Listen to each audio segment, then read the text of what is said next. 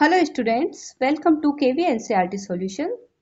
तो बच्चों, आज हम कक्षा 1 से हिंदी की किताब में पाठ 3 पढ़ेंगे।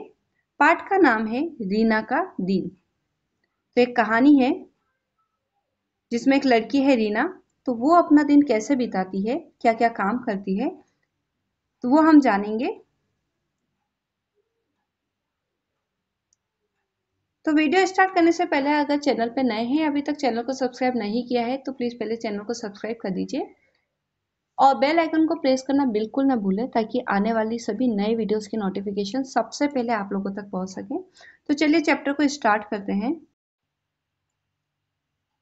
तो चलिए कहानी पढ़ना शुरू करते हैं। सुने कहानी रीना का दिन। हर दिन रीना सुबह जल्दी उठती है।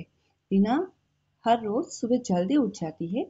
उठकर बिस्तर को ठीक से लगाती है और वो उठकर अपने बिस्तर को सबसे पहले वो ठीक से लगा देती है, उसको समेट के रख देती है।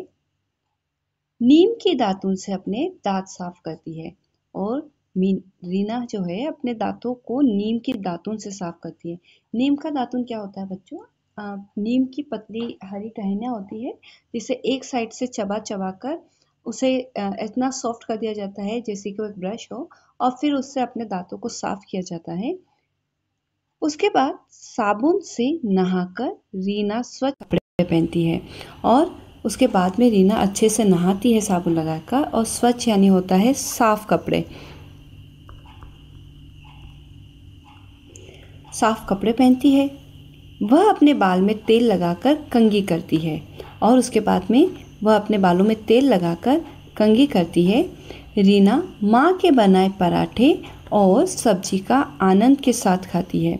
तो रीना को अपने माँ के हाथ के पराठे और सब्जी बहुत पसंद है, जिसे वो बहुत आनंद यानी होता है मज़े, बहुत मज़े के साथ खाती है। रीना माँ के गले लगती है और फिर स्कूल जाती है। तो स्कूल जाने से पहले रीना अपनी माँ के गले लगती है। स्कूल के रास्ते में रीना अपनी सहेली दीपा से मिलती है। तो ये है रीना की सहेली दीपा। दोनों एक दूसरे से सुप्रभात कहती है। सुप्रभात का मतलब होता है गुड मॉर्निंग। दोनों एक दूसरे को सुप्रभात कहती है और हंसती खेलती स्कूल जाती है, और दोनों ही हंसते खेलते हुए स्कूल चली जाती है। स्कूल में प्रार्थना के बाद रीना अपनी कक्षा में जाती है। तो स्कूल जाने के बाद सबसे पहले आप लोगों की भी प्रेयर होती होगी, तो ऐसे रीना भी प्रार्थना के बाद अपनी क्लास में चली जाती है। जैसे ही उनकी अध्यापिका कक्षा में आती है, सभी बच्चे खड़े हो जाते हैं, और जैसे ही उनकी जो टीचर है वो क्लास में आती है, तो सभी बच्चे खड़े हो जाते हैं और उन्हें नमस्ते करते हैं। अध्यापिका भी मुस्कुराती हुई नमस्ते करती है और उनकी अध्यापिका भी उनको मुस्कुराकर नमस्ते करती है। रीना स्कूल में मन लगाकर पढ़ाई करती है।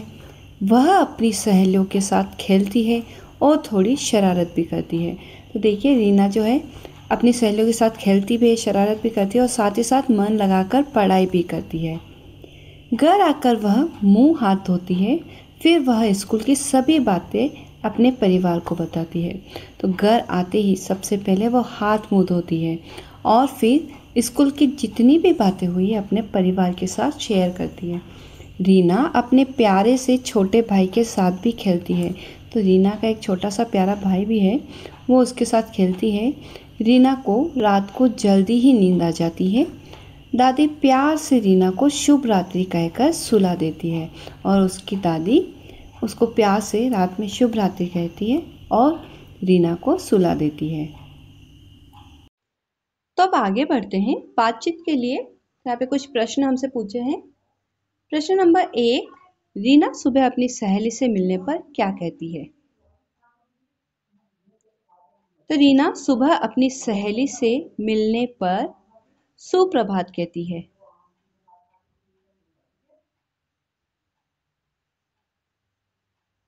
सुप्रभात कहती है। आप क्या हटा देंगे और पूरे इस तरीके से उत्तर लिखेंगे। रीना सुबह अपनी सहेली से मिलने पर सुप्रभात कहती है। प्रश्न 2 है, रीना की दादी रात को सोने से पहले रीना से क्या कहती है? तो आप लिखेंगे रीना की दादी रात को सोने से पहले रीना से क्या हटा देंगे और लिखेंगे शुभ रात्रि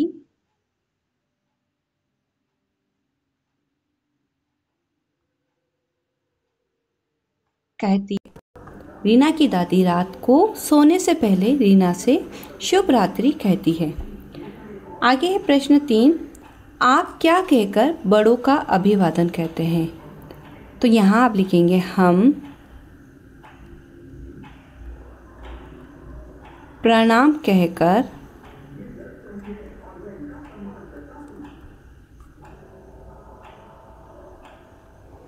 बड़ों का अभिवादन करते हैं। आगे है, घर पर जब कोई अतिथि आते हैं तो आप क्या कहकर उनका स्वागत करते हैं? तो हम लिखेंगे घर पर जब कोई अतिथि आते हैं तो हम नमस्ते कहकर उनका स्वागत करते हैं। अगला प्रश्न है, अगर आपको रास्ते में कोई परिचित जन मिल जाए तो आप क्या कहते हैं? तो फिर से वही आंसर, अगर रास्ते में हमें कोई परिचित जन मिल जाए तो हम उनसे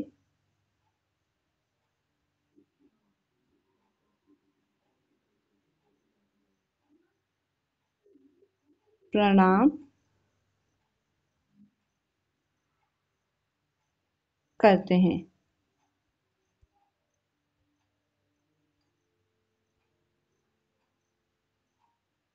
तो रास्ते में कोई भी अगर परिचित हमें मिल जाता है तो हम उनसे प्रणाम करते हैं, या आप नमस्ते भी लिख सकते हैं। आगे बढ़ते हैं, खोजे जाने पता कीजिए कि आपके सहपाठियों के घर अभिवादन कैसे करते हैं। और यहाँ पे आपको अभिनय सहित समझाना है कि मंजन कैसे करते हैं उनके घर, कैसे नहाते हैं, बाल कैसे बनाते हैं, खाना कैसे खाते हैं, हाथ कैसे धोते हैं, कैसे सोते हैं। तो ये सभी आपको एक्ट करके बताना है, तो आप खुद से करेंगे। आगे है, खेल खेल में मिट्टी से घर घर खेल की चीज़ें बनाइए, जैसे चूल्हा, थाली, कटोरी आदि सब अपने मित्रों के साथ मिलकर घर घर खेलिए। तो आपको इस तरीके से मिट्टी से कुछ चूल्हा, थाली और कटोरी बना लेने हैं और अपने दोस्तों के साथ मिलकर ऐसे घर घर खेलना है। आगे है, सबके घर रेखा खींचकर पशु पक्षियों को उनके घर तक पहुंचाइए।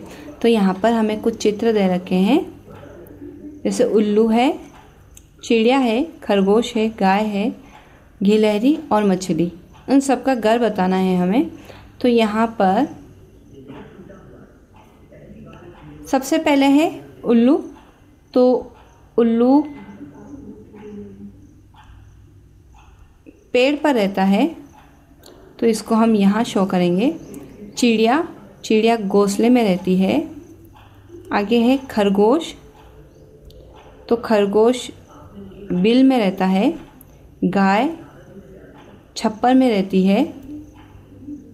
गिलहरी, तो गिलहरी यहाँ पेड़ के खोखल में रहती है। और मछली लास्ट में, तो मछली पानी में रहती है। तो इस तरीके से सभी को आप शो करेंगे। आगे है चित्रकारी और लेखन। आपको अपने घर में क्या क्या अच्छा लगता है और क्यों, चित्रों की सहायता से बताइए। तो आपको आपके घर में जो भी अच्छा लगता है उसका आप चित्र बनाएंगे और आपको यहाँ बताना है। इन शब्दों में से आप अपने चित्र के लिए कुछ शब्द चुन सकते हैं, जैसे रसोई, कमरा, बरामदा, आंगन, छज्जा, छत, माँ, पिता, दादा, दादी, कहानी, खीर, दूध आदि। तो ऐसी कोई भी चीज़ जो आपको बहुत अच्छी लगती है उसका यहाँ पर आपको चित्र बनाना है और बताना है कि आपको क्या चीज़ पसंद है।